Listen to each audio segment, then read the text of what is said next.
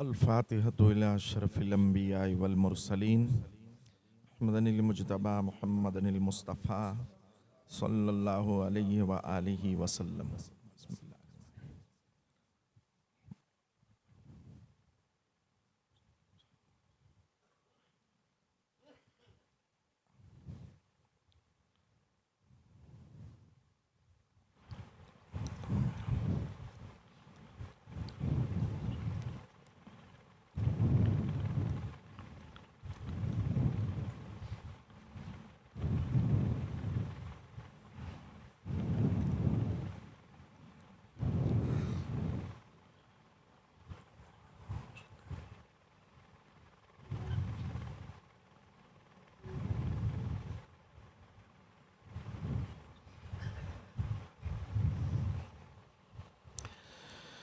अल्लाहुम्मा रब्बना आतिना फिद दुनिया हसना व फिल आखिरति हसनतम व क़िना अज़ाबन्नार ले खमसतुन उत्फ़ी बिहा हर्रल वबाइल हातिमा अल मुस्तफ़ा वल मुर्तज़ा वबनाहुमा वल फ़ातिमा गौसे आज़म बमने बेसर सामा मददे क़िबला दी मददे काबाए ईमा मददे इन्नल्लाह व मलाइकतहु युसल्लूना अलन नबी या अय्युहल्लज़ीना आमनू सल्लु अलैहि व सल्लिमू तस्लीमा। अल्लाहुम्मा सल्लि व सल्लिम व बारिक अला सय्यदिना मौलाना मुहम्मदिन बादिल जूद वल करम वालि व अस्हाबी अजमईन। सुब्हाना रब्बिका रब्बिल इज़्ज़ति अम्मा यसिफून व सलामुन अलल मुरसलीन वल्हम्दुलिल्लाहि रब्बिल आलमीन बिहक़्क़ि ला इलाहा। आने आहिस्ता करो।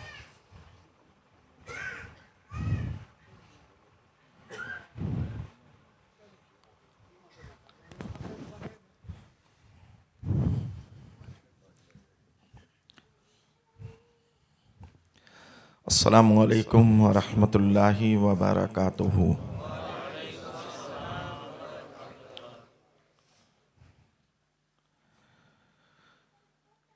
नहमदुहु व नुसल्ली व नुसल्लिमु अला रसूलिहिल करीम अम्मा बाद फ़अऊज़ु बिल्लाहि मिनश शैतानिर रजीम बिस्मिल्लाहिर रहमानिर रहीम।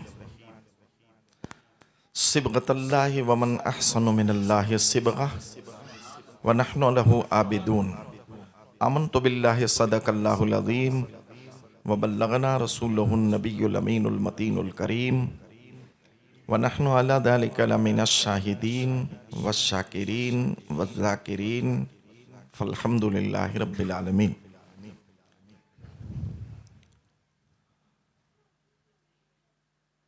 मोहतरम व मुकर्रम उलमाए किराम व मुकर्रम सामईन हज़रात, इज़्ज़त माब ख़ातीन इस्लाम, हम्दो सना के बाद कुरान मुक़द्दस की पहले पारे की आखिरी रूकू की आयत करीमा मैंने तिलावत करके अपने आप को मुशर्रफ किया, जिसमें रब इरशाद फरमा रहा है सिबग़तल्लाहि व मन अहसनु मिनल्लाहि सिबग़ा। अल्लाह का रंग और क्या ही अच्छा है अल्लाह का रंग, और हम उसी की इबादत करने वाले हैं। यह आयत करीमा का सीधा सादा सलीस तर्जुमा।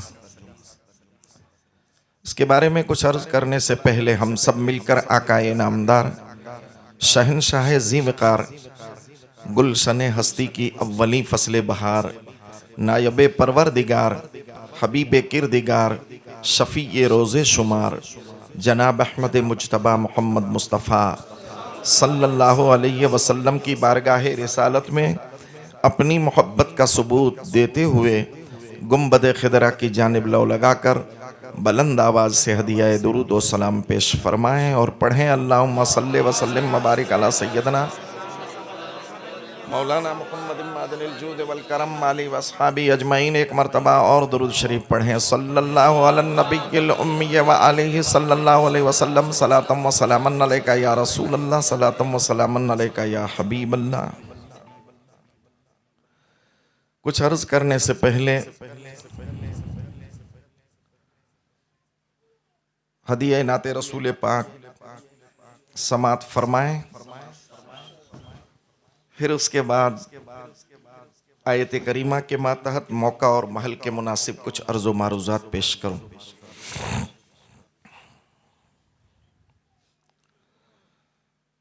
वैसे नात खां तो बहुत बैठे हुए थे, मेरा भी दिल तो चाहता था कि नाते रसूल पाक सुने, मगर मुझे वक्त का मालूम है कि आप लोग बहुत जल्दी से ऊंचे नीचे होने लगते हैं।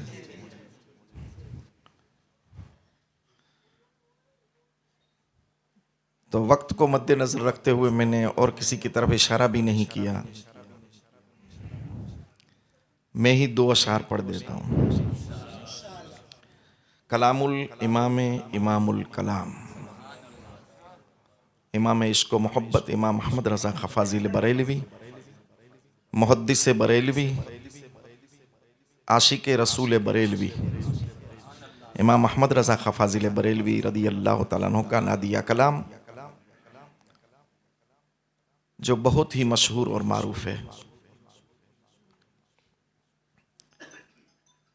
वैसे आला हज़रत का कलाम समझना बहुत मुश्किल होता है। दो हस्तियां ऐसी गुजरी है कि जिसका कलाम समझना बहुत मुश्किल होता है, और एक तीसरी शख्सियत मेरी नज़र में ऐसी है कि जिसका समझना मुश्किल तो है ही, मगर उल्मा के लिए भी उसके अंदर बहुत तकलीफ है, और वो है गालिब, मिर्जा गालिब, जिसने एक शेर ऐसा लिखा है, गालिब सनाए ख्वाजा मी गुज़ास्तें।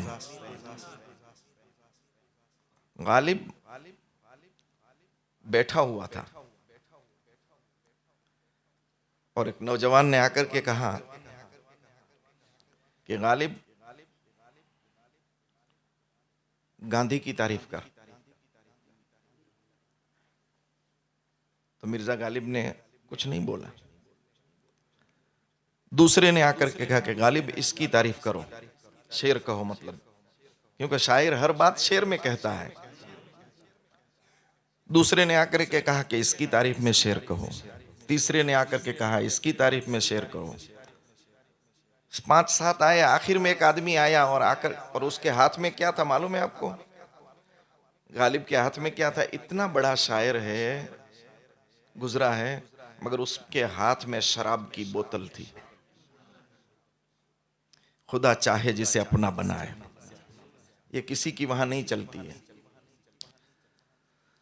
हाथ में शराब की बोतल थी और सब लोग आकर के कह रहे थे कि इसकी तारीफ करो, इसकी तारीफ करो, इसकी तारीफ करो, इसकी तारीफ करो। और एक आखिर में जो आया नौजवान, उसने आकर के कहा कि गालिब मोहम्मद मुस्तफ़ा की तारीफ करो। जब उसने हुजूर का नाम सुना तो जज्ब में इतना आया, वो हालत शराब के नशे में था, मगर जज्ब में इतना आया कि बोतल उठाकर उस आदमी को मारी। कमबख्त, ऐसी नापाक हालत में उस पाक जात का नाम ले रहा है मेरे पास। तब ये शेर कहा हालत नशा में, गालिब सनाए ख्वाजा मी गुज़ास्तें कि ओ नाम पाके मोहम्मद मुस्तफ़ा। फारसी में कहा कि गालिब तू उसकी सना कर रहा है जिसका रब ने नाम ही मोहम्मद रखा है, और मोहम्मद कहते उसे हैं अल्लज़ी युहमदु हमदन बाद हमदिन, जो हम तारीफ के बाद तारीफ, तारीफ के बाद तारीफ, तारीफ के बाद तारीफ जिसकी की जाए उसे मोहम्मद कहते हैं। तो उसकी तारीफ कर रहा है। तो गालिब को समझना बहुत मुश्किल है, बहुत मुश्किल। मगर उसके सिवा दो शख्सियतें ऐसी है कि जिसको समझना भी थोड़ा आसान तो है, मगर फिर भी मुश्किल है। एक इमाम आला हजरत और एक डॉक्टर इकबाल। कुल्लियात इकबाल को अगर देखा जाए तो आपको मैं वल्लाह कहता हूं, खुदा की कसम खा करके कहता हूं, कई शेर ऐसे हैं कि मेरी समझ में नहीं आता है उसमें। अब मेरी समझ तो छोटी है, बड़े बड़े समझने वाले वो ये कहते हैं कि अल्लामा इकबाल का शेर समझना बहुत मुश्किल है, और ऐसे ऐसे शेर कहे हैं कि जिसके बारे में कुफ्र का फतवा भी हो सकता है। जैसे कि कहा है कि सारे जहां से अच्छा हिंदुस्तान हमारा।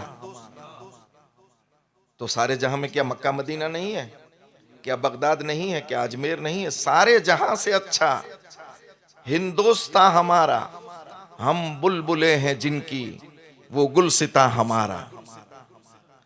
और फिर आगे क्या कहता है, तौहीद की अमानत सीनों में है हमारे, तौहीद की अमानत सीनों में है हमारे, आसान नहीं मिटाना नामो निशा हमारा। मुसलमानों को मिटाना आसान नहीं, कुछ लोग जो तुले हुए। तौहीद की अमानत सीनों में है हमारे, आसान नहीं मिटाना नामो निशा हमारा। और ए आबरूदे गंगा, अब समझने कहां जाए, ए आबरूदे गंगा, वो दिन है याद तुझको, उतरा तेरे किनारे जब आसिया हमारा।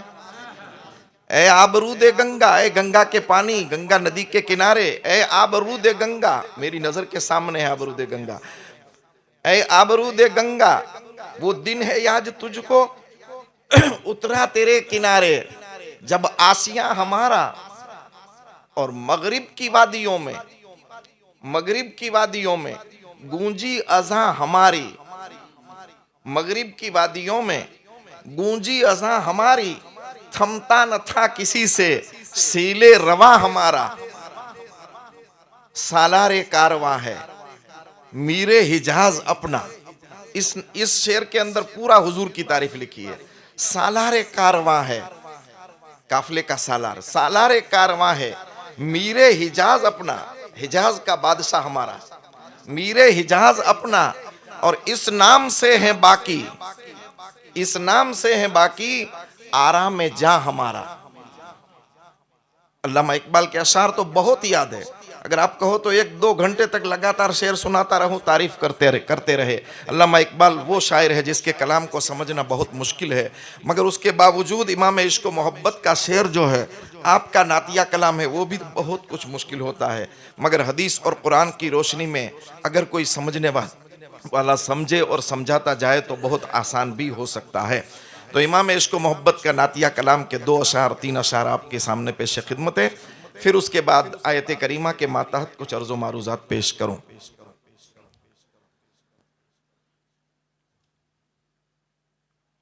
उठा दो पर्दा,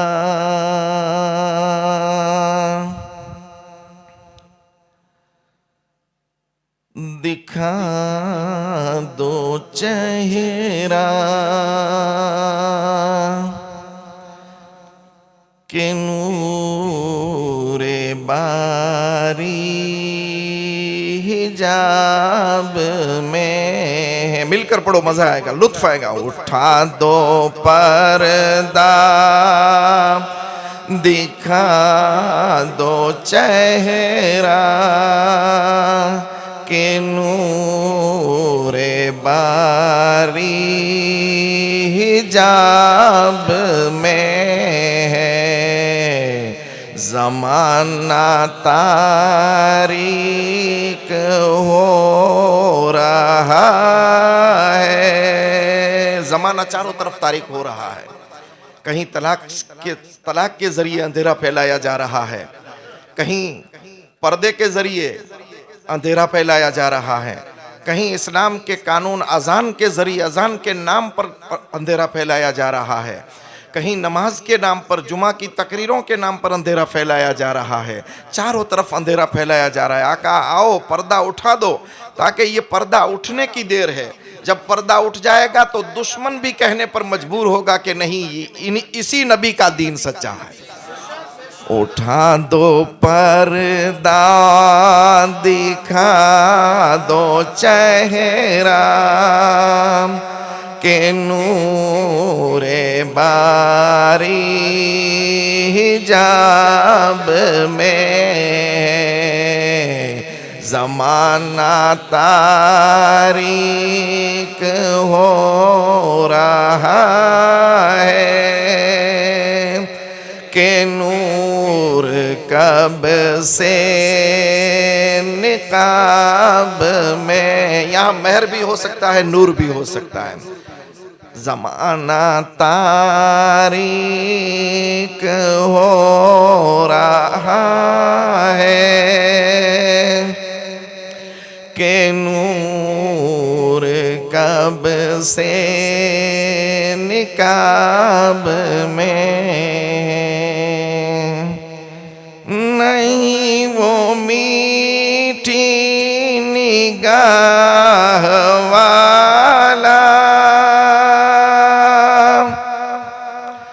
खुदा की रहमत है जलवा फरमान, नहीं वो मीठी निगाह वाला।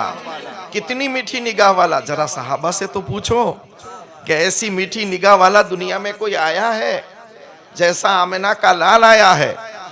अपने भी कहते हैं कि मीठी नजर है, दुश्मन भी कहते हैं कि मीठी नजर है, इंसान भी कहते हैं कि मीठी नजर है, जानवर भी कहते हैं कि मीठी नजर है, जिन्नात भी कहते हैं कि मीठी नजर है, फरिश्ते भी कहते हैं कि मीठी नजर है। और इसी मीठी नजर की बरकत से, इसी मीठी नजर की बरकत से अब्दुल कादिर जिलानी गौसे आजम बने हैं। इसी मीठी नजर की बरकत से मोइनुद्दीन गरीब नवाज बने हैं। इसी मीठी नजर की वजह से हजरत कुतुबुद्दीन बख्तियार काकी बने हैं। इसी मीठी नजर की वजह से फरीदुद्दीन मसूद गंजे शकर बने हैं। इसी मीठी नजर की वजह से हजरत कुतुबुद्दीन हजरत कुतुब आलम वक्त के कुतुब बने हैं। इसी मीठी नजर की वजह से सिराजुद्दीन शाह आलम बने हैं। इसी मीठी नजर की वजह से हर सहाबी सहाबी बना है, वरना सहाबी वो थे, जमाना उनका वो था कि बच्चियों को जिंदा दरगोर किया जाता था। जब औरत बेवा हो जाती थी तो उसको एक कमरे के अंदर बंद कर दिया जाता था और 3 साल तक उसको खोलते नहीं थे, खिड़की से ही खाना पीना देते थे। उसको गुस्ल करने की इजाज़त नहीं होती थी, उसके सर पर मैंगनियाँ मारी जाती थी, उसको नहाने की इजाज़त नहीं होती थी, उसको सर पर कंघी करने की इजाज़त नहीं होती थी, नाखून काटने की इजाज़त नहीं होती थी। मगर ये मीठी नज़र वाला जब अरबस्तान के रेगिस्तान के अंदर तशरीफ लाया, औरत को वो मकाम अता फरमाया कि मेरे नबी ने माँ अगर औरत माँ की शक्ल में है तो बेटे की जन्नत माँ के कदम के नीचे है, औरत अगर बेटी की शक्ल में है तो बाप के लिए बेटी जन्नत है, और औरत अगर शोहर की बीवी है तो बीवी शोहर के लिए जन्नत है। इस औरत को अगर किसी ने कोई मकाम अता फरमाया है तो ये इसी मीठी नजर वाले का सदका है। इसी का तज़किरा करते हुए इमाम इश्क़ व मोहब्बत कहते हैं, नहीं वो मीठी निगाह वाला खुदा की रहमत है जलवा फरमा। कैसी मीठी नजर, जो आए उसको नवाजे। दुनिया में सखी तो बहुत आए हैं, आपने सुना होगा, सखी बहुत आए हैं, मगर ऐसा सखी कोई आया ही नहीं है। जो सखी आते हैं वो इंसान को देते हैं, ये तो ऐसा सखी है जो इंसान को भी देता है, जिन्नात को भी देता है, जानवरों को भी देता है, परिंदों को भी देता है, फरिश्तों को भी देता है। जिब्रील से पूछा रहमत कौनैन ने, जिब्रील तुमको मेरी रहमत से क्या मिला है, तुमको मेरी रहमत से क्या मिला है? सबको तो मिला। फरिश्ते के सरदार से पूछा तुम्हें क्या मिला है? तो जिब्रील कहते हुए नजर आते हैं कि आकाए कौनैन या रसूल अल्लाह, मैं जब तक दूसरे नबियों के दरबार में आता था मेरे खात्मे का मुझे भरोसा नहीं था, मगर जब आपके दरबार में आया तो मैंने अपने खात्मे पर पूरा भरोसा कर लिया, इसलिए कि रब ने आपको मीठी नजर वाला बना करके भेजा है। इसीलिए इमाम इश्क़ व मोहब्बत फरमाते हैं, नहीं वो मीठी निगाह वाला खुदा की रहमत है जलवा फरमा। कैसी मीठी नजर कि जो बोलने वाले होते हैं, मांगने वाले, वो जब बोलते हैं तो सामने सखी जो होता है वो समझ करके देता है, समझे बगैर थोड़ी कोई देता है। आज किसी गूंगे को, किसी कोई मूंगा, गूंगा मतलब मूंगा, किसी गूंगे को किसी सखी के सामने बिठा दो, वो क्या देगा? अरे वो समझेगा ही नहीं कि ये मांगने के लिए आया है। सखावत के लिए समझना भी जरूरी है। मगर कैसा दरबार रहमते कौनैन का है, जानवर आकर के खड़ा है, इशारा कर रहा है। आका फरमाते हैं कि ये ऊंट कहता है कि मैं भूखा हूं, ये ऊंट कहता है कि मैं भूखा हूं और मेरा मालिक मुझे खिलाता नहीं, काम ज्यादा लेता है। हिरनी जब जाल में फंस जाती है तो इसी सखी के दरबार के अंदर फरियाद पेश करती है, जानवर इस्तिगासा पेश करते हैं। और जो बोलते नहीं है, जो जबाने हाल से काल से बोलते नहीं है, उसकी जबान भी मुस्तफा समझते हैं, उसकी जबान भी मुस्तफा समझते हैं। हिरनी को भी छुट्टा नहीं किया, जा तू जा, तेरे बच्चों को दिलासा दे करके वापस आ जा। और उस ऊंट को भी कहा कि मैं तेरे मालिक को समझा देता हूं, आज से तुझे वो खाना खिलाएगा और इतना ही काम लेगा जितनी तेरी ताकत है। ऐसा सखी दुनिया में हमने कोई देखा ही नहीं है जो सबको नवाजता हो। ये तो मैंने यहाँ तक बात की है कि जो सांस वाली चीज़ है उसको नवाजता है, मगर मैं आपको और भी हदीस की रोशनी में बताऊं, ये वो सखी है जो सांस वाली चीज़ को भी नवाजता है, जो बगैर सांस की चीज़ है उसे भी नवाजता है। आपने क्या नहीं देखा, हजरे अस्वद एक पहाड़ के अंदर पड़ा हुआ था, आमिना के लाल ने उठाकर जब काबे की दीवार में रख दिया और एक मर्तबा चूम लिया। पहली बात तो ये बताऊं कि मुस्तफ़ा ने जब चूमने का इरादा किया, दाई हलीमा गोद में लेकर के आई कि मैं मोहम्मद अरबी को इस हजरे अस्वद का बोसा दिलाऊं। चूमने के लिए जब आई, बोसा दिलाने के लिए आई दाई हलीमा, तो जब आपको थोड़ा गोद से ऊंचा किया गया, दाई हलीमा ने ऊंचा किया, तो हजरे अस्वद खुद काबे की दीवार से बाहर निकला, खुद बाहर निकला और बाहर निकल करके मुस्तफ़ा के लब को चूमा, मुस्तफा के लब को चूमा। जब हजरे अस्वद ने चूमा तो मेरे आका ने उसको क्या नवाजा, मीठी नजर का बदला क्या अता फरमाया। कहा, हजरे अस्वद आज तूने मेरा अदब किया है, कयामत तक हाजी तुझे चूमते रहेंगे, कयामत तक चूमते रहेंगे। आज दोस्त हो या दुश्मन, सुन्नी हो या गैर सुन्नी, हर कोई हजरे अस्वद को चूमने को मानता है। कोई शिर्क नहीं कहता, कोई एतराज नहीं करता। क्यों चूमता है? ये मीठी नजर वाले का सदका है। पत्थर को मेरे आका ने नवाजा, दरख्तों को मेरे आका ने नवाजा, जानवरों को मेरे आका ने नवाजा, इंसानों को मेरे आका ने नवाजा, फरिश्तों को मेरे आका ने नवाजा, जिन्नातों को मेरे आका ने नवाजा, अपनों को मेरे आका ने नवाजा। दोस्त तो दोस्त है, दुश्मनों को ऐसा नवाजा कि दुनिया देख करके दंग रह गई। जब फतेह मक्का का मौका आया, हर सालार, हर सिपे सालार जब जीते हुए इलाके में जब जाता है तो तलवार बाहर होती है और जो सामने आया उसको कत्ल करने के लिए तैयार हो जाता है। खून की नदियां बहा दी जाती है, कोई किसी का पुरसाने हाल नहीं होता है। मगर जब फतेह मक्का लेकर, एक वो दिन भी था कि नबी करीम सल्लल्लाहु अलैहि वसल्लम को इन्हीं लोगों ने मक्के से बाहर निकाला था।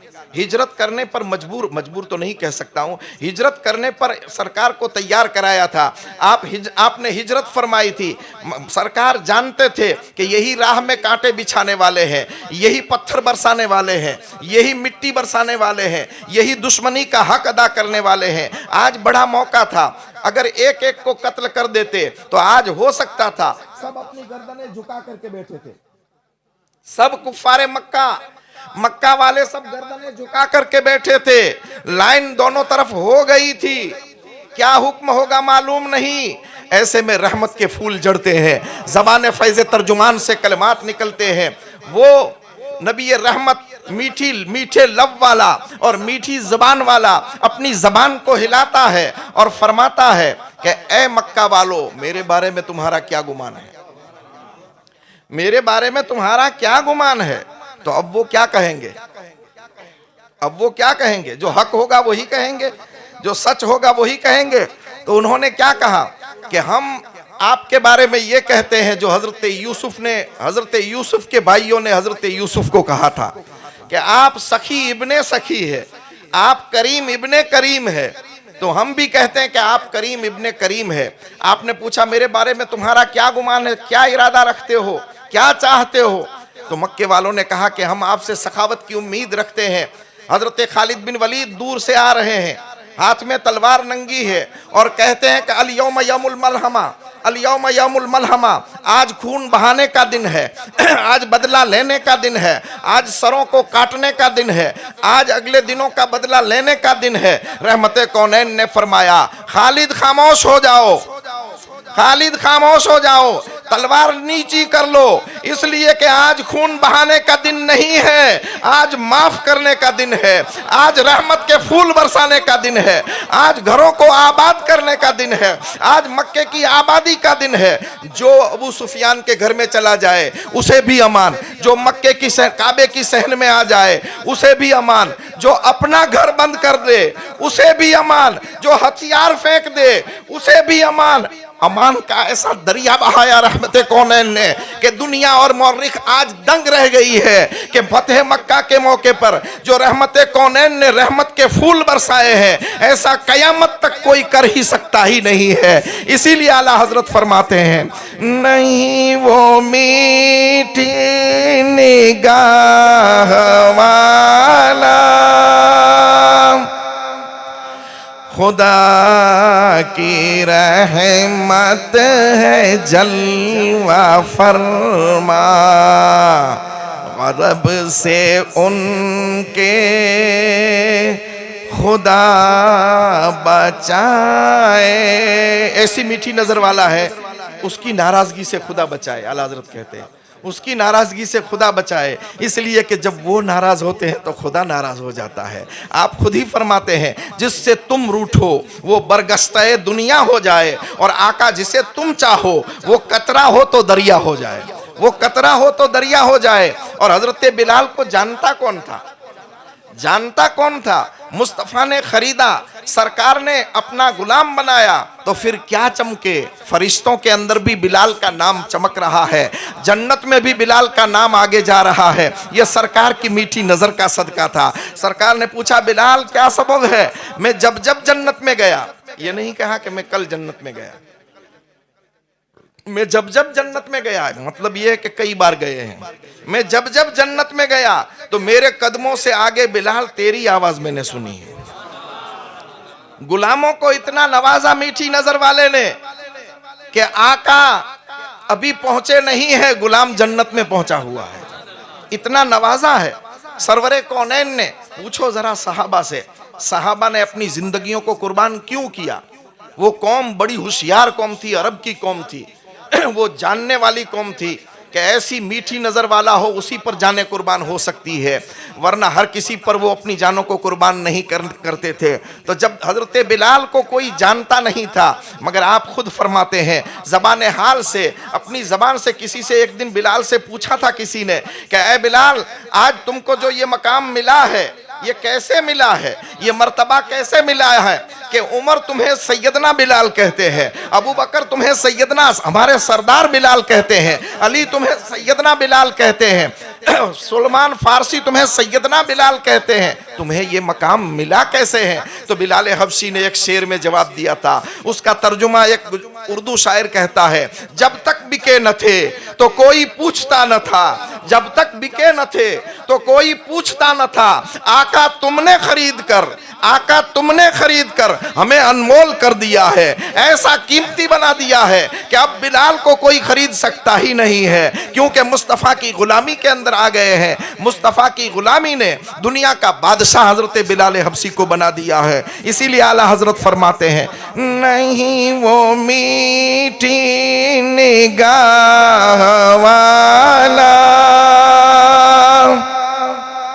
खुदा की रहमत है जलवा फरमा, गज़ब से उनके खुदा बचाए, जलाले बारी इताब में है, उठा दो पर्दा दिखा दो चेहरा के नूरे बारी हिजाब। मैं आप लोगों को क्यों पढ़वा रहा हूं ये भी आपको बता दूं।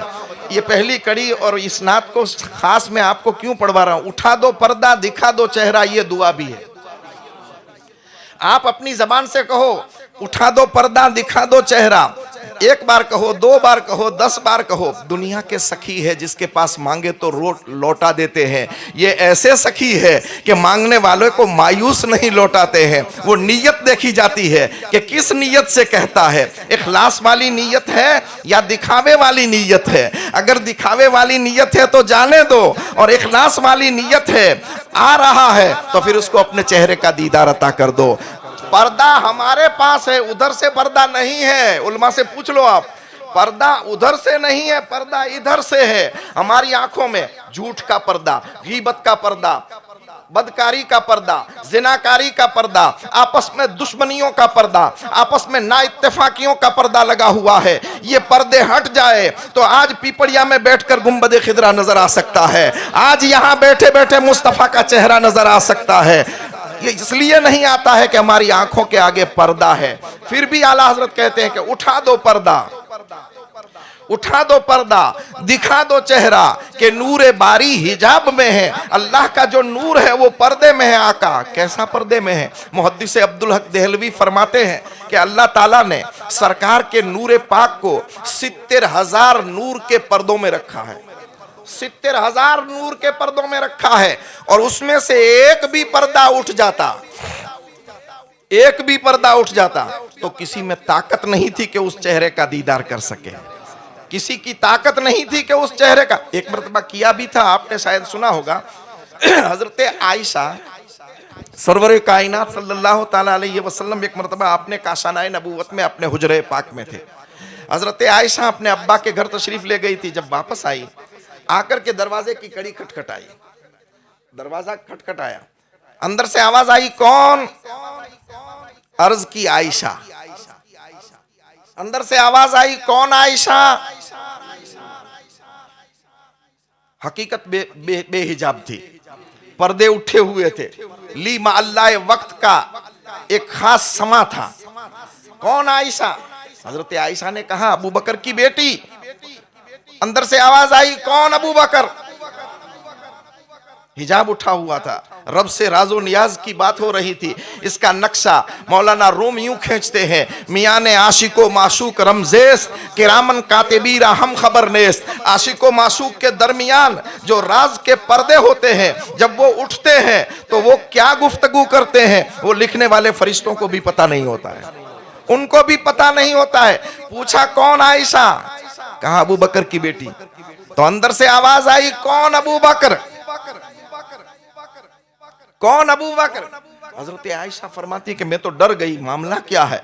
भागकर अपने बाप के पास गई, अब्बा जान देखो तो सही, आज मैंने आवाज दी, अंदर से ये आवाज आई, फिर मैंने ये कहा, फिर अंदर आवाज आई, फिर मैंने ये कहा। सिद्दीक अकबर तशरीफ लाए, साथ में हजरत आयशा सिद्दीका है, हिजाब उठा हुआ है। सिद्दीक अकबर हंस रहे थे, मुस्कुरा रहे थे, क्योंकि राजदारे नबी थे, राजदारे नबी थे। कोई समझे तो क्या समझे, कोई जाने तो क्या जाने, दो आलम की खबर रखता है दीवाना मोहम्मद का। जब मुस्तफ़ा का गुलाम दो आलम की खबर रखता है तो मुस्तफ़ा कितनी खबर रखते होंगे, और मुस्तफ़ा का ये दीवाना कितनी खबर रखता होगा। सिद्दीक अकबर राजदारे नबी थे। हजरत आयशा से कहा, चल बेटी। आए, दरवाजा खटखटाया। जैसे ही दरवाजा खटखटाया, दरवाजा खोल दिया। अर्ज की हजरत आयशा ने, आका मैंने पहले आकर के दरवाजा खटखटाया, मैंने ये सवाल किया, अंदर से ये जवाब आया, फिर ये सवाल किया, अंदर से ये जवाब आया, फिर ये सवाल किया, अंदर से ये जवाब आया। तो आका मुस्कुराए और कहा, आयशा हिजाबे बशरियत उठ चुके थे, हिजाबे बशरियत उठ चुके थे। इस हालत में मैं दरवाजा खोल देता तो आयशा तू बेहोश होकर के गिर जाती, तू ताब न ला सकती। इस हालत में मुझे कोई देख सकता ही नहीं किसी की ताकत नहीं है कि हिजाब बशरियत के पर्दों को हटाकर मुस्तफ़ा को देखे। इसी हिजाब बशरियत वाले पर्दे के बारे में आला हज़रत ने फरमाया, उठा दो पर्दा, दिखा दो चेहरा कि नूर बारी हिजाब में है, जमाना तारीक हो रहा है कि नूर कब से निकाब में। आखिरी शेर, करीम ऐसा मिला के जिसके खुले हैं हाथ और भरे खजाने। सखी दो किस्म के होते हैं, एक तो उसका खजाना भरा हुआ होता है मगर खुद कंजूस होता है, मगर ये ऐसा सखी है कि हाथ भी खुले हैं और खजाना भी भरा है। हाथ कभी बंद, रब ने फरमाया महबूब हाथ बंद मत करना, वअम्मा साइला फला तन्हर। कोई कैसा भी सवाली आए, दौलत लेने आए दे दे, दुनिया लेने आए दे दे, सोना चांदी लेने आए दे दे, आखिरत लेने आए दे दे, जिंदगी लेने आए दे दे, कोई कैसा भी सवाली आए महबूब तेरे दर से वापस नहीं जाना चाहिए। इसलिए तो एक सवाली आया था, आकर के अर्ज की थी, या रसूल अल्लाह सल्लल्लाहु अलैहि वसल्लम मेरे में 4 ऐब है। मैंने सुनाया है कहीं, मेरे में 4 ऐब है, उसमें से चारों को नहीं छोड़ सकता हूं, एक छोड़ दूंगा, चारों को नहीं छोड़ सकता। आज भी कुछ लोग कहते हैं मौलाना नमाज तो नहीं पढ़ाई भी चूंकि सोई कर सो, मगर मौलाना भी मजबूर है, अगर तुझको छुट्टी देने जाएंगे तो उसके दिन की उसकी भी छुट्टी हो जाएगी। वो सरकार की बारगाह में आया, या रसूल अल्लाह मेरे में 4 ऐब है। पूछा मेरे आका ने क्या करता है? अर्ज किया आका मैं चोरी करता हूं, मैं शराबी हूं, मैं ज़िनाकार हूं, और आका मैं झूठ भी बोलता हूं। 4 ऐब बताए। आका इसमें से कोई एक छुड़ा दीजिए, चारों को नहीं छोड़ूंगा। मैं एक छोड़ सकता हूं, 4 नहीं छोड़ सकता हूं। मगर ये करीम थे, मायूस नहीं लौटाते, ये नहीं कहते कि चारों गुनाह कबीरा है, मैं तुझे कैसे छुट्टी दे दूं। नहीं, उनके दिमाग पर मुस्तफ़ा का ऐसा कंट्रोल था कि अरे तू एक छोड़ना चाहता है, मैं तेरा नबी तुझे चारों छुड़ा के रहेगा। तू एक छोड़ना चाहता है, तेरे नबी का कर्म यह है कि तुझे चारों छुड़ा के रहेगा। आपने फरमाया अगर एक ही छोड़ना चाहता है तो फिर एक काम करके झूठ छोड़ दे। झूठ कितना बड़ा गुनाह है इससे अंदाजा करो। नबी ने चोरी नहीं छुटवाई, शराब नहीं छुटवाई, ज़िनाकारी नहीं छुटवाई, झूठ छुटवाया। तो झूठ सबसे बड़ा गुनाह है, कबीरा गुनाहों में भी सबसे बड़ा गुनाह झूठ है। और जो सबसे बड़ा है उसको हमने आज सबसे छोटा समझ लिया है। मस्करी में भी झूठ बोलते हैं, बात बात में भी झूठ बोलते हैं, किसी दोस्त के पास जाते हैं तब भी झूठ बोलते हैं। और अभी तो ये आला निकला है, तब से तो इतना झूठ का मशीन बड़ा हुआ है कि जब देखो तब मोबाइल से झूठ बोला जा रहा है। घर पे कहेंगे मैं तो दिल्ली में हूँ, होगा संडास के अंदर, लेटरिन के अंदर, और कहेगा मैं तो खेत में बैठा हूँ। ऐसा झूठ चलाते हैं। क्या जरूरत है झूठ बोलने की?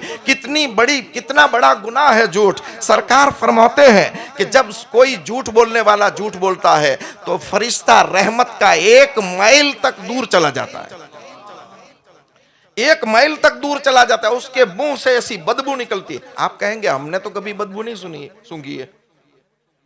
आप कहेंगे हम तो कभी झूठ की बदबू नहीं सूंघते हैं, निकलती है तो होनी भी चाहिए। तो मैं आपको बताऊं, जो संडास जो लोग साफ करते हैं, टॉयलेट साफ करते हैं, उसको टॉयलेट की बदबू नहीं आती है। आती है? नहीं आती। वो हमेशा साफ करते हैं। हम तो मुंह पे कुछ बांध करके अंदर टॉयलेट में जाते हैं, वो बगैर बांधे हुए साफ सफाई करते हैं, उसको बदबू नहीं लगती है, क्योंकि आदत पड़ी हुई है, क्योंकि आदत पड़ी हुई है। तो यहां भी झूठ की ऐसी आदत पड़ गई है कि बदबू तो निकलती है, मगर हर कोई बदबू वाला है। किसको बदबू नजर आएगी? बदबू ऐसी है कि सबके मुंह से निकलती है। अब कौन कहेगा कि बदबू आ रही है? किसी को बदबू महसूस नहीं होती है। अर्ज की आका मुझसे झूठ छुड़ा दीजिए। आपने फरमाया ठीक है, चल एक झूठ छोड़ दे दूं। हो गया, रात के वक्त दिल में सोचा कि चलो चोरी करके आऊं, उठा, अभी एक कदम उठाया था, दिल में ख्याल आया कि अभी चोरी करके आऊंगा। सरकार ने तो मना नहीं फरमाया है, मगर चोरी करके आऊंगा। सुबह के वक्त सरकार मुझे बुलाएंगे और वहां जाऊंगा तो सरकार पूछेंगे कि रात को चोरी की थी, तो वहां झूठ तो बोल नहीं सकता।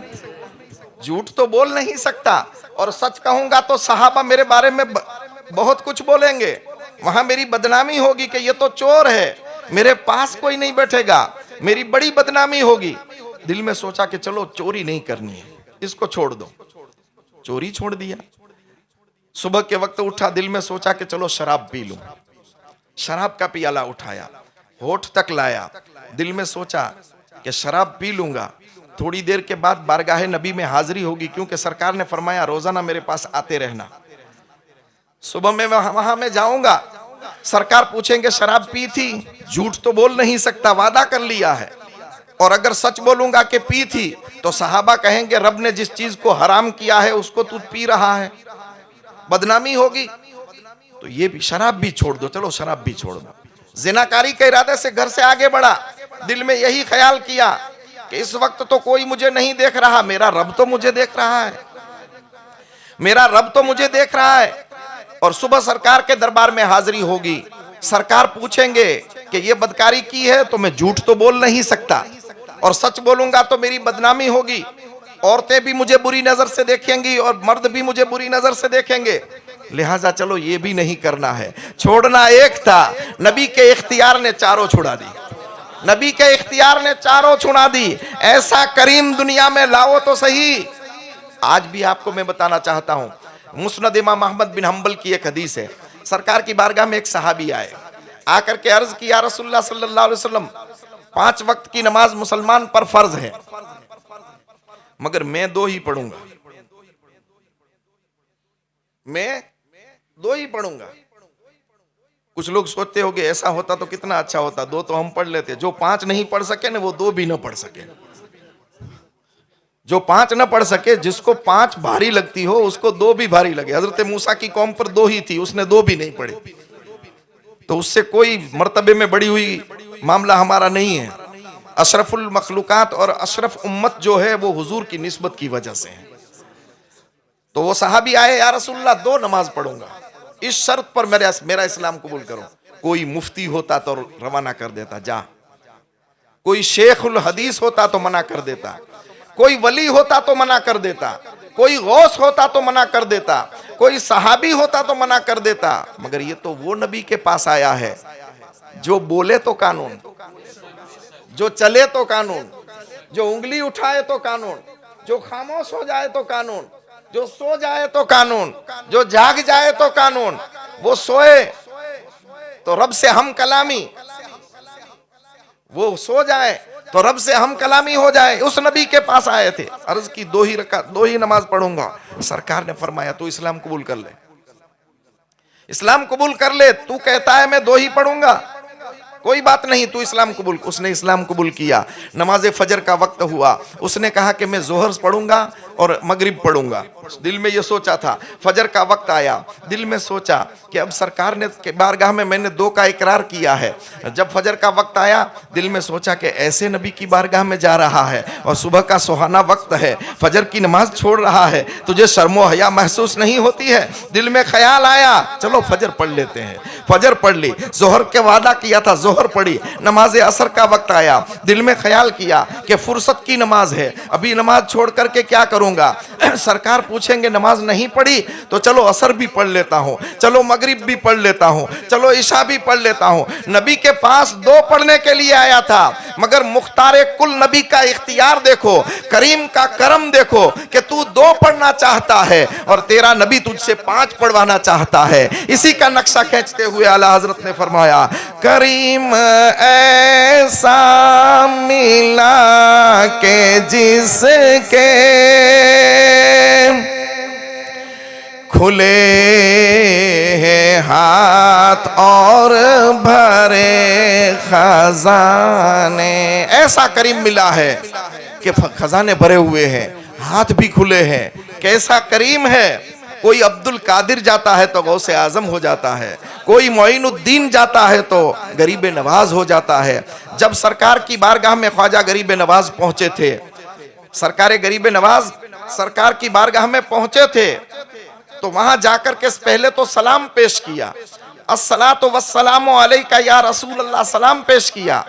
अपने पीरो मुर्शिद हजरत उस्मान हारूनी ने फरमाया, बेटा सैयदुल मुरसलीन की बारगाह में सलाम पेश करो।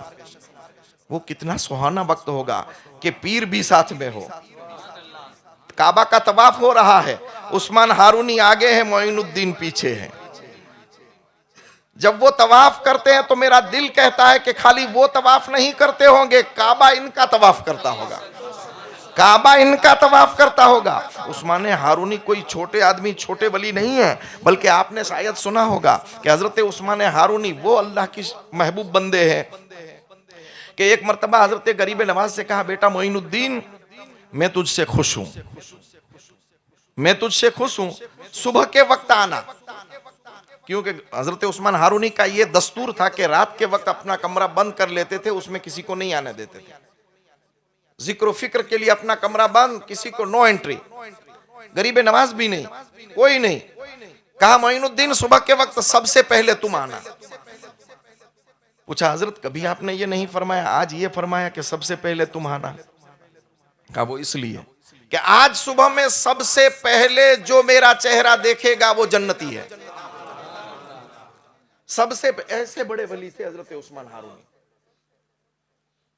जो सबसे पहले मेरा चेहरा देखेगा वो जन्नती, और जो किसी को कह देगा, जो किसी को कह देगा वो जन्नती नहीं हो सकेगा, वो दोज़खी हो जाएगा। ख्वाजा गरीब नवाज पूरी रात नहीं सोए, सबको कहते रहे चलो जन्नती बनना है तो चलो, जन्नती बनना है तो चलो, सबको जमा करते रहे। ख्वाजा उस्मान हारूनी जब सुबह दरवाजा खोले, देखा कि लोगों का जमघटा लगा हुआ है, भीड़ लगी हुई है। आपने दरवाजा खोल करके मुस्कुराए और मुस्कुरा करके कहा कि यह काम मोइनुद्दीन का हो सकता है, ये किसी और का नहीं हो सकता। पूछा मोइनुद्दीन कहाँ है? आखिरी सफ में गरीब नवाज खड़े थे। हजरत यहाँ पे मैं हाजिर हूँ। आपने फरमाया इधर आओ। मैंने क्या कहा था? मैंने कहा था कि जो मेरा चेहरा पहले देखे वो जन्नती और किसी को बताए वो दोज़खी। तुमने बताया अब तुम पर कानून लगेगा।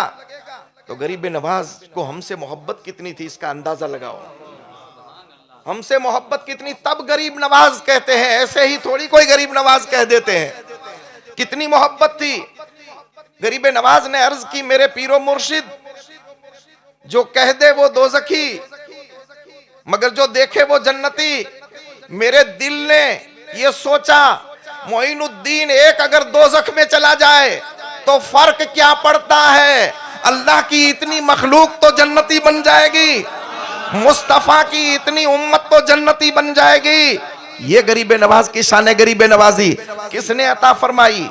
ये भी मीठी नजर वाला है, मुस्तफा ने अता फरमाई है। ये भी करीम है, ऐसी सखावत अता फरमाई कि आपके पीरो मुर्शिद हजरत उस्मान हारूनी जब तवाफ करने के बाद तवाफ पूरा होता है तो काबे की मीज़ाबे रहमत और मुल्तजिम पकड़ करके अर्ज करते हैं, ए अल्लाह ये मेरा मोइनुद्दीन है, ये मेरा मोइनुद्दीन है, इसको तू कबूल फरमा। पीर कहता है इसको तू कबूल फरमा। गैब से आवाज आई, उस्मान हारूनी मैंने मोइनुद्दीन को भी कबूल किया और इनके सिलसिले में जो आएंगे उसे भी कबूल कर लिया। किसने नवाजा है? तभी तो आला हजरत कहते हैं, करीम ऐसा मिला के जिसके खुले हैं हाथ और भरे खजाने। बताओ है मुफलिसो कि फिर क्यों तुम्हारा दिल इत्तेराब में है, तुम क्यों परेशान हो? ऐसा करीम मिला है। और फिर मीज़ाबे रहमत के पास ख्वाजा उस्मान हारूनी ने ख्वाजा मोइनुद्दीन चिश्ती का हाथ ऊंचा किया और हाथ ऊंचा करके अर्ज की, मेरे मौला मैं मोइनुद्दीन को तुझे सुपुर्द करता हूं, मैं तुझे सुपुर्द करता हूं। वाकियात तो मौलाना साहब बहुत बताते हैं, मुझे वाकियात नहीं बताने, खाली इशारा करके गुजर रहा हूं। मैंने तुझे अल्लाह के सुपुर्द किया, ए अल्लाह इसको कबूल फरमा। गैब से आवाज आती है, उस्मान हारूनी तुम्हारे तसद्दुक से, तुम्हारे तवस्सुल से तुमने मोइनुद्दीन को मुझे सुपुर्द किया है। मोइनुद्दीन मेरा है और जो मोइनुद्दीन से मोहब्बत करेगा वो भी मेरा है। करीम ऐसा मिला के जिसके खुले हैं हाथ और भरे खजाने। बताओ है मुफलिसो कि फिर क्यों तुम्हारा दिल इत्तेराब में है, फिर वहां से मदीना शरीफ आते हैं। पीर भी साथ में है, अल्लाह वो भी मौका दे कि कभी हमारा भी शेख तरीकत साथ में हो, हम भी काबे का तवाफ करें, गुंबद खिदरा के पास पहुंचे। और कैसा कामिल पीर, कहा मोइनुद्दीन ऊपर देखो, कहां तक देखते हो, कहां तक देखते हो? अर्ज की हजरत आसमान तक देखता हूं, नीचे जमीन तक। आपने फरमाया बस यहीं तक। अब दोनों उंगलियां यूं कर दी, अब इस उंगलियों के बीच में देखो, कहां तक देखते हो? उंगलियों के बीच में तो जगह है ही नहीं।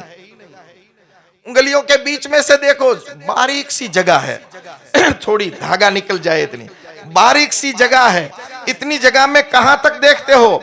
जब उंगलियां नहीं थी तो आसमान नजर आ रहा था, और जब उस्मान हारूनी की उंगलियां आई तो सातों आसमान के पार अर्शे आजम तक देख रहे हैं। पीर भी ऐसा है कामिल कि हजरत उस्मान हारूनी फरमाते हैं कि मैंने हर पीर, हर मुरीद अपने पीर पर नाज करता है, हर मुरीद अपने पीर पर नाज करता है कि मेरा ये पीर है, मेरा ये काम शेख है, मेरा ये है, मेरा ये। मगर कुर्बान जाओ हजरत ख्वाजा गरीब नवाज की जात पर। उस्मान हारूनी फरमाते हैं कि मुझे मोइनुद्दीन पर फख्र है।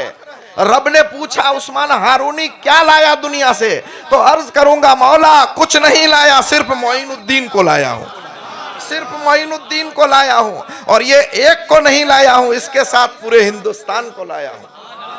ये हिंदुस्तान का नक्शा हुजूर ने अपनी हथेली में बताया था। हिंदुस्तान वालों बड़े किस्मत वाले हो कि हिंदुस्तान का नक्शा भी मेरे आका ने अपनी हथेली में गरीब नवाज को बताया था। ये गरीब नवाज की शान गरीब नवाजी है। और इतना ही नहीं बल्कि मुस्तफ़ा ने ऐसा नवाजा है गरीब नवाज को। मगर अफसोस की बात यह है कि हम गरीब नवाज की करामतें तो हमें याद है, गरीब नवाज के फजाइल तो हमें याद है, गरीब नवाज के कमाल तो हमें याद है, गरीब नवाज की तालीम हमें याद नहीं है। गरीब नवाज क्या कहते हैं वो हमें नहीं करना है। गरीब नवाज की नियाज खानी है, गरीब नवाज के नारे लगाने हैं, गरीब नवाज की मोहब्बत का दावा करना है। आप मेरी मोहब्बत का दावा करो। हम तो मौलाना साहब से मोहब्बत करते हैं, मगर मौलाना कहे वो नहीं मानेंगे। मौलाना कहे घर आओ तो नहीं आएंगे, मौलाना कहे बैठ जाओ तो नहीं बैठेंगे, मौलाना कहे खड़े हो जाओ तो नहीं खड़े होंगे। ये मानना नहीं है, ये तो मुनाफिकत है। अगर मोहब्बत है तो जो गरीब नवाज के सरकार गरीब नवाज की नियाज से मोहब्बत करते हो, गरीब नवाज के नाम से मोहब्बत करते हो, गरीब नवाज की नात से मोहब्बत करते हो, तो जो गरीब नवाज ने फरमाया उस फरमान से मोहब्बत क्यों नहीं है? गरीब नवाज ने फरमाया है अस्सोहबत तू सरो, सोहबत असर करती है, क्यों बुरी सोहबत में जाते हो? गरीब नवाज ने फरमाया है कि जो बेनमाजी है वो कुत्ते से भी बदतर है, क्यों नमाज छोड़ते हो? गरीब नवाज ने फरमाया है कि जो नमाज न पढ़े और मेरी नियाज दिलाता रहे, उसकी नमाज उसकी नियाज का भी भरोसा ना करो, इसलिए कि जो खुदा का वफादार नहीं वो मोइनुद्दीन का भी वफादार नहीं हो सकता है। हमारा हाल ये है, सिर्फ करामतें सुननी है। और उलमा को भी मैं कहता हूँ जहाँ कहीं मौका मिलता है वो करामतें ही बताते हैं, करामतें ही सुनाते हैं। गरीब नवाज मिशन लेकर आए थे, वो करामत का मिशन नहीं था, कुरान की तालीम का मिशन था। ऐसा मिशन था, उस मिशन को आज अपनाया होता तो 3 तलाक पर हमले न होते, इस्लाम के कानून पर हमला न होता, आज इस बुरके पर उंगलियां न होती, इसलिए कि ये हमारे काम की सजा हमें मिल रही है। ईशामत आमाले मास्त सूरत नादिर गिरफ्त, ये हमारे करतूत की सजा हमें मिल रही है। आज वहां कट रहे हैं, आज वहां मार रहे हैं, आज वहां परेशान कर रहे हैं, इस्लाम के कानून पर हमले हो रहे हैं। और कुछ लोग तो ये खुद मुसलमान होकर के ये कहते हैं कि ये मौलवियों को हो क्या गया है, कभी ये कहते हैं कभी वो कहते हैं। अरे नादान, पहले तू तेरे इस्लाम पर तू खुद सोच ले कि तू क्या बोल रहा है, तू मुसलमान रहा है या नहीं है। गरीब नवाज का मिशन ये था कि कोई इस्लाम के कानून के बारे में जर्रा बराबर भी बोले तो वो इस्लाम से निकल जाता है। आप फवाइदुस सालिकीन उठाकर पढ़ लो, दलीलुल आरफीन उठा करके पढ़ लो, तालीमाते मोइनिया उठा करके पढ़ लो, कोई इस्लाम के कानून की तरफ उंगली भी उठाए। और गरीब नवाज की मैंने एक बात जुमा में भी बताई थी। आपने फरमाया कि 5 चीजों को देखना इबादत है, बताया था कि नहीं? बताया था। 5 चीजों को देखना इबादत, काबे को देखना इबादत, काबे को देखना इबादत, हाजी इबादत कर रहे हैं, काबे को देखना इबादत, कुरान को देखना इबादत, माँ बाप के चेहरे को देखना इबादत, पीर के चेहरे को देखना इबादत। 4, 5वां आलिम दीन के चेहरे को देखना इबादत। अब अपने गरेबान में मुंह डाल करके देखो, हमारा अमल है इन 5 पर? माँ बाप से नफरत हमारा काम, कुरान को ऊपर छोड़ दिया है, साल में 1 मर्तबा रमजान में उठाते हैं, ये है कुरान से मोहब्बत, ये कुरान से लगाव है। और फिर पीर के चेहरे को देखना इबादत। आ जाए तो 5 रुपया देकर हाथ चूम करके भगा देने का, यही मोहब्बत है? अरे पीर जो होता है, पीरी मुरीदी इसलिए की जाती है कि आदमी अपने आप को बेच देता है, उसके हाथ पर बिक जाता है। बेचने से पहले यह भी देखना चाहिए कि मैं जिसके हाथ पर बिकता हूं वो कैसा है। मगर जब बिक जाए तो फिर बिकने के बाद यह न देखे कि अब मुझे क्या करना है। अरे तू तो बेपर का परिंदा हो गया है। जब पर काट दिए जाते हैं और फिर परिंदे को कहा जाए कि उड़ तो उड़ सकता है। पीर के हाथ में मुरीद का हाल ये होता है, पीर के हाथ में मुरीद का हाल ये होता है। और उनका चेहरा देखना भी इबादत, आलिम दीन का चेहरा देख। इन 5 चीजों पर अगर मोइनुद्दीन चिश्ती का मानने वाला अमल कर ले तो खुदा की कसम उसकी दुनिया भी बन जाएगी, उसकी आखिरत भी बन जाएगी। दुनिया में भी वो कामयाब हो जाएगा, आखिरत में भी कामयाब हो जाएगा। और इस्लाम का पूरा दारो मदार जो है इन्हीं 5 चीजों पर है, पूरा दारो मदार। आप सर्वे कर लो, इस्लाम का पूरा दारो मदार। मैं आपको पैदाइश से लेकर रूह निकलने तक आपको किसकी जरूरत पड़ती है? 2 चीजों की, एक आलिम दीन, एक कुरान। फिर बीच में मंजिलों को तय करने के लिए किसकी जरूरत पड़ती है? पीर की जरूरत पड़ती है। और माँ बाप की जरूरत दुनिया में आने के लिए, दुनिया में आने के लिए माँ बाप ना हो तो दुनिया में आने का कोई सबब ही पैदा नहीं होता है। ऐसे ही नबी ना हो तो उम्मती नहीं, माँ बाप ना हो तो बेटा नहीं। जिस माँ बाप का हम पर ये एहसान है, हम ये कहते हैं कि हम तो उसे खाना भी देते हैं, रोटी भी देते हैं, कपड़ा भी दे। अरे नादान, रोटी कपड़ा मकान तो तू तेरे नौकरों को भी देता है, क्या तू एहसान करता है अपने माँ बाप पर? खुदा की कसम हुजूर फरमाते हैं कि मेरी उम्मतियों को मालूम हो जाए कि माँ बाप का मकाम क्या है तो पूछे बगैर पानी भी नहीं पिएंगे, पूछे बगैर एक लुकमा भी नहीं खाएंगे। ये मकाम माँ बाप का रब तबारक ताला ने अता फरमाया है। गरीब नवाज ने इसी के बारे में फरमाया है कि माँ बाप का चेहरा देखना इबादत है, आलिम का चेहरा देखना इबादत है, कुरान देखना इबादत है, काबा देखना इबादत है, और पीर का चेहरा देखना इबादत है। जब देखना इबादत है तो पढ़ना कितनी बड़ी इबादत होगी, पढ़ना कितनी बड़ी इबादत होगी, और वो कहे उस पर अमल करना कितनी बड़ी इबादत। यहां से कोई ये मतलब न लेना कि मैं आलिम हूं इसलिए मेरी बात कर रहा हूं। मैंने जुमा में भी कहा था कि मैं कोई आलिम हूं ही नहीं, मैं तो तालिबे इल्म के लिस्ट में भी नहीं हूं। आप मुझे कभी आलिम मत कहो, मगर जो आलिम दीन है वो नबी का वारिस है, जो पीर कामिल है वो खुदा का वारिस है। पीर कामिल, मौलाना रूम कहते हैं, पीर कामिल सूरत जिल्ले इला, पीर कामिल का चेहरा जो है वो किसी आम का चेहरा नहीं है, खुदा का चेहरा है। पीर कामिल सूरत जिल्ले इला, यानी दीदे पीर दीदे किब्रिया। जिसने पीर को देखा उसने खुदा को देखा, और जिसने आलिम दीन को देखा उसने मुस्तफा को देखा। इन चीजों को अगर हम अपनाते जाएंगे तो यहां भी कामयाब रहेंगे, वहां भी कामयाब रहेंगे। जब से हमने ये छोड़ा है तब हर घर में इख्तिलाफ है, बाप बेटे में इख्तिलाफ, भाई भाई में इख्तिलाफ, रिश्तेदार रिश्तेदार में इख्तिलाफ। एक गांव में देखने चले जाओ आप तो कितना इख्तिलाफ है कि चलना मुश्किल हो गया है। और ऐसा मुश्किल हो गया है कि हर आदमी दूसरे की दुश्मनी करता है। क्यों हो रहा है? ये एक ही वजह से है कि तरीके मुस्तफ़ा को छोड़ना है। वजह बर्बादी इसी से कौम दुनिया में हुई है बेइख्तिदार अपनी। गरीब नवाज के मानने वालों, गरीब नवाज से मोहब्बत करने वालों, गरीब नवाज की अना सागर वाली करामत सुनने वालों, गरीब नवाज की ऊंट बैठ गए और नहीं उठे करामत सुनने वालों, गरीब नवाज पत्थर को एक मूरत को सांस डाल करके जिंदगी दी वो करामत सुनने वालों, करामत गरीब नवाज की गिनती से बाहर है। और रब ने उनको गरीब नवाज बनाया है, हमको नवाजने के लिए बनाया है। मगर कब नवाजेंगे? जब तुम पहले उसे राजी करोगे तब नवाजेंगे। जब हम उसे राजी करेंगे तब नवाजेंगे। हम उसे राजी न करें, हमारे घर पे शादी का मौका हो तो हम हराम काम करें, डांस करें, बैंड बाजा बजाएं, ये करे वो करे, हराम काम करे, सुन्नतों के खिलाफ काम करे और फिर उम्मीद रखे कि गरीब नवाज राजी हो जाएंगे। गरीब नवाज हमारे हैं, हम गरीब नवाज से मोहब्बत करते हैं, हमारा हाथ पकड़ करके जन्नत में ले जाएंगे। क्या गरीब नवाज को ऐसे मुरीदों की जरूरत है कि जो हराम काम करे हाथ पकड़ करके जन्नत में ले जाएंगे? नहीं मेरे दोस्त, दुनिया की कोई एक किताब से मुझे साबित कर दो कि गरीब नवाज ने यह फरमाया हो कि तुम नमाज न पढ़ना, मैं तुम्हारा हाथ पकड़ करके जन्नत में ले जाऊंगा। एक किताब ऐसी साबित कर दो। अगर कोई माई का लाल एक किताब में ऐसा मुझे साबित कर दे कि गरीब नवाज ने यह फरमाया है कि इस्लाम के फरमान पर अमल न करना, मैं तुझे जन्नत में ले जाऊंगा, मेरा गला कटाने के लिए न तैयार।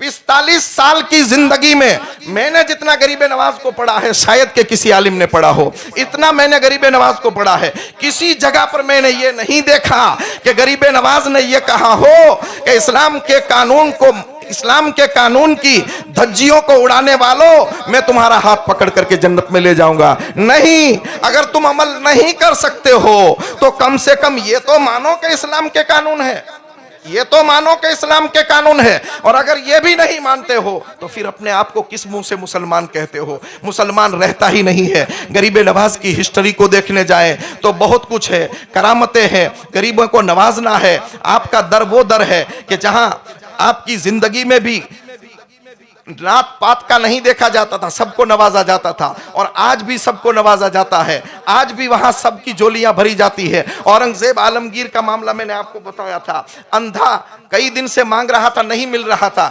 गरीब नवाज का दरबार ऐसा नहीं है जहां वहां न मिले, मांगने की कमी होती है, मांगने वाले का ज़र्फ छोटा होता है। आला हजरत फरमाते हैं कि मैं गदा तू बादशाह, मैं गदा तू बादशाह, भर दे प्याला नूर का। मैं तो फकीर हूं, ऐ गरीब नवाज तू बादशाह है। मैं गदा तू बादशाह, भर दे प्याला नूर का। आला हज़रत ने वहां जाकर रोटी नहीं मांगी, कपास नहीं मांगा, दौलत नहीं, सोना चांदी नहीं, ये भी जरूरी है, मगर ये नहीं मांगा। मांगो वो जो यहां भी काम आए वहां भी काम आए। मैं गदा तू बादशाह, भर दे प्याला नूर का, नूर दिन दो ना तेरा दे डाल सदका नूर का। और फिर क्या फरमाते हैं कि जो भिखारी बनकर आता है उसे देते हैं, जो अकड़ता है वो उखड़ जाता है। जो गरीब नवाज की चौखट पर भिखारी बनकर के आता है उसे देते हैं। वक्त मिला तो कभी बताऊंगा कि एक अमीन जुगारी था, उसके दिन जब बदल गए, सारी दुनिया से ठुकरा दिया, गरीब नवाज की चौखट पर आया, उसका काम बन गया, फिर से अमीन सेठ बन गया, फिर से अमीन सेठ बन गया। क्योंकि अमीरों के पास कोई अमीर नवाज नहीं है, हम गरीबों के पास गरीब नवाज है। आज भी हमारी मदद करने वाले हैं, क्यों परेशान होते हैं? तो सरकार गरीब नवाज ऐसी शख्सियत है, आप ऐसी शख्सियत है कि जो सबको नवाजते हैं। और जो मांगने वाला जाता है भिखारी बनकर उसे देते हैं, और जो अकड़ जाता है वो उखड़ जाता है। गरीब नवाज के दरबार में जो कासा लेकर जाता है, गरीब नवाज ये देखते हैं कि बर्तन कितना बड़ा है, बर्तन कितना बड़ा है, बर्तन, बस बंद कर रहा हूं, बर्तन कितना बड़ा है ये देख रहे हैं। आधा किलो का बर्तन है, किलो का बर्तन है, 2 किलो का बर्तन है, कितना बड़ा बर्तन है ये देखा जाता है। हम तो यहां से 50 ग्राम का बर्तन लेकर जाते हैं। 50 ग्राम के बर्तन में मौलाना आएगा क्या? पानी की 5 बूंदे आएगी। बर्तन इतना बड़ा लेके जाओ, खुदा के दरबार में और वलियों के दरबार में मांगो तो 25-50 न मांगो, 500 मन कपास न मांगो, वहां कहां कमी है? वहां इतना मांगो कि गरीब नवाज भी सोच में पड़ जाए। इतना मांगो कि मांगने वाला इतना मांग रहा है। तो गरीब नवाज के दरबार में जब हम मांगेंगे तो वो हमारा ज़र्फ देखेंगे, हमारा प्याला देखेंगे कि इसको मैं 1000 मन कपास दे दूंगा, ये इसका हाथ पकड़ूंगा तो भी नहीं रहेगा, ये भाग जाएगा, कई हराम काम करेगा। इसलिए वो देख के देते हैं, क्योंकि अल्लाह के वलियों को अल्लाह ने ये इख्तियार दिया है कि उसके दिल की हालात को देखते हैं कि जब 100 में से 500 मन हुआ था तो इसने कई हराम काम किए थे, 500 में से 700 हुआ था तो इसने कई हराम काम किए थे। तो गरीब नवाज भी जानते हैं, खुदा भी जानता है। हम कहते हैं कि हमें ये नहीं मिला, वो नहीं मिला, मगर हमारा ज़र्फ है ही इतना, हमारा कटोरा है ही इतना। कटोरा बड़ा कर दो, अल्लाह बड़ा देने वाला बादशाह है। गरीब नवाज ज्यादा देने वाले हैं, मिलता सबको है मगर मांगने का अंदाज चाहिए। करामतें बहुत है, मैं सुना सकता हूँ, सुबह तक सुना सकता हूँ, मगर इस वक्त करामतें सुनाना मेरा मकसूद नहीं। गरीब नवाज के मिशन को अपनाओ तो दुनिया में सुखी रहोगे, और अगर मिशन को नहीं अपनाया, जो खाली गुंबद देखने में रह गए, एक बात आखिरी बता दूं, जो खाली गुंबद देखने में रह जाते हैं कि कितना धोला गुंबद है, यहां भी जाए मस्जिद या पीर का, कितना वाह ऐसी खुशबू आती है, ऐसी रूहानियत होती है। जो गुंबद देखने में पड़ा रहता है उसका ईमान कब चला जाता है मालूम नहीं पड़ता, और जो मिशन देखता है, जो उसकी किताबें देखता है, वो हमेशा के लिए आबाद हो जाता है। कुतुबुद्दीन क्यों आबाद हुए? मिशन को देखा था। फरीदुद्दीन क्यों आबाद हुए? मिशन को देखा था। महबूबे इलाही क्यों आबाद हुए? मिशन को देखा था। हजरत नसीरुद्दीन क्यों आबाद हुए? मिशन को देखा था। और जिन्होंने खाली गुंबद को देखा तो कई दुश्मनाने दीन से फिर गए, ईमान से फिर गए, औलिया की जात से फिर गए। क्यों? खाली गुंबद पर नजर थी। जाहिर पर नजर मत करो, उनके दिल पर, उनके मिशन पर, उनकी किताबों पर, उनके अकवाल पर, उनके अफआल को देखते रहोगे तो मालूम पड़ेगा कि गरीब नवाज क्यों आए थे। इस्लाम फैलाने आए थे। हम हमारी जात से इस्लाम को नुकसान पहुंचा रहे हैं। फैलाना तो दरकिनार, हम नुकसान पहुंचा रहे। मेरे भाइयों, फैलाओ नहीं तो कोई बात नहीं, जैसा है वैसा रहने दो, मगर कम से कम इस्लाम को नुकसान तो ना पहुंचाओ। इस्लाम को नुकसान तो ना पहुंचाओ। इस इस्लाम को ज्यादा से ज्यादा अगर किसी ने नुकसान पहुंचाया है तो वो मुसलमान कौम ने ही पहुंचाया है, किसी दुश्मनों ने नहीं पहुंचाया है। अल्लाह ताला हमारे हाल पर रहम फरमाए और गरीब नवाज के सदके से महफिल में आने वाले तमाम की रब तबारक ताला बख्शिश फरमाए। और साहिब खाना के फर्जंद अर्जुमंद की जो शादी का मौका है, खुशी का मौका है, अल्लाह इस खुशी के मौके पर परवरदिगार आलम दिन दोगुनी रात चौगनी और खुशियां अता फरमाए। और मेरे मौला दुल्हा दुल्हन दोनों को शादो आबाद रखे, और दोनों के अंदर और उनके खानदानों के अंदर आपस में अल्लाह ताला ज़्यादा से ज़्यादा मोहब्बत अता फरमाए। और मेरा मौला हमें औलिया का जो मिशन है उस मिशन पर चलकर ज़िंदगी गुजारने की नेक तौफीक अता फरमाए। मैं सो जाऊं या मुस्तफ़ा कहते कहते, खुले आँख सल्ले अला कहते कहते, तमन्ना है इलाही मौत यूं आए मदीने में, नज़र के सामने खैरुल वरा का आस्ताना हो, दिखा दे या इलाही वो मदीना कैसी बस्ती है जहाँ पर रात दिन मौला तेरी रहमत बरसती है। वमा अलैना इल्लल बलाग व आखिरु दावाना अनिल हम्दुलिल्लाहि रब्बिल आलमीन। अस्सलामु अलैकुम। खड़े हो जाइए।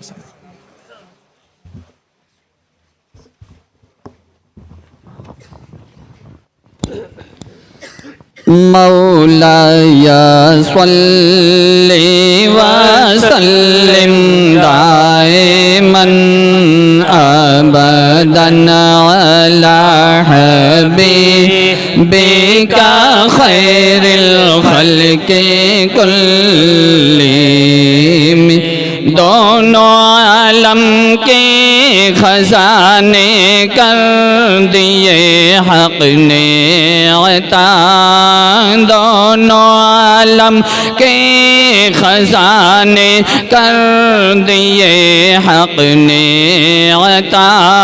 दो जहां के मालिक मुख्तार पर लाखों सलाम। मौलाया सल्ले व सल्लिम दाइमन अबदन अला हबीबिका खैरिल खल्क़ि कुल्लिहिम। मेरे प्यारे पीर मुर्शिद सैयदी गौतुल वरा, मेरे प्यारे पीर मुर्शिद सैयदी गौतुल वरा। औलिया अल्लाह के सरदार पर लाखों सलाम। मौलाया सल्ले व सल्लिम दाइमन अबदन अला हबीबिका खैरुल खल्क़े कुल्ले में। जो गया अजमेर में दिल की मुरादे पा गया, जो गया अजमेर में दिल की मुरादे पा गया। मेरे ख्वाजा के सखी दरबार पर लाखों सलाम। मौला या सल्ले व सल्लिम दाइमन अबदन अला हबीबिका खैरुल खल्क़े कुल्ले में। अस्सलातु वस्सलामु अलैका या रसूल अल्लाह, अस्सलातु वस्सलामु अलैका या हबीब अल्लाह, अस्सलातु वस्सलामु अलैका या नूरम मिन नूरिल्लाह व अला आलिका व अस्हाबिका या शफीयना यौमल जज़ा। अल फातिहा। बिस्मिल्लाह।